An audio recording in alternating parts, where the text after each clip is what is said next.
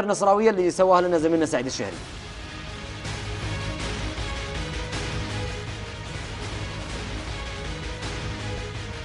والله شفت النصر لعبه كويس ولعب هو ويستحق الفوز. فوز على الهلال اخيرا جاء. اخيرا الحمد لله، ما بقى يجي. والله النصر قدم، اللعيبه ما قصروا الحمد لله. الدفاع كان بوقته وكان حاضر الحمد لله، والحارس بوقته ما شاء الله. كلينو قدم اللي عليه وسوى اللي عليه، اداره فنيه واداره كل شيء كويس.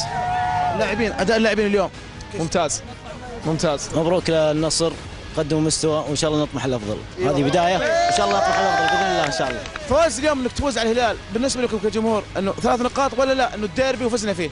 والله هذه ان شاء الله بدايه في الدوري، وان شاء الله السنه الجايه بنقدم افضل وافضل باذن الله، وان شاء الله بطوله يا كاس ولي العهد يا كاس الملك باذن الله. الله يبارك فيكم، مستوى كويس ونطمح لافضل ان شاء الله. اداء اللاعبين اليوم، اداء اللاعبين كلهم كويس الا محمد السهلاوي، لاعب بارد.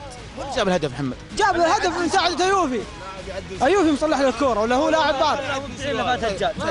الحين المدرب اليوم هو اللي جاب الفوز. اكيد مدرب من يوم جاء للنصر ومسوي نقله في النصر. اللاعبين ما قصروا صراحه، سووا اللي عليهم اليوم وقدموا اللي عليهم، وامشي فزنا بالديربي، خلي النقاط تولي. طيب سلامات، نشوفك مصاب جاي مصاب كوره وجاي مع ذاك وجاي مع ذاك النصر بعد.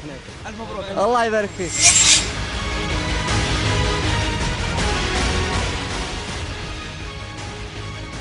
والله ذا اللاعب البارد جاب لك جول وجاب لك 3 نقاط اليوم، طبعا مساعدة ربعه كلهم، لكن السهلاوي انا اشوف انه قدم شوط اول اكثر من ممتاز الحقيقة.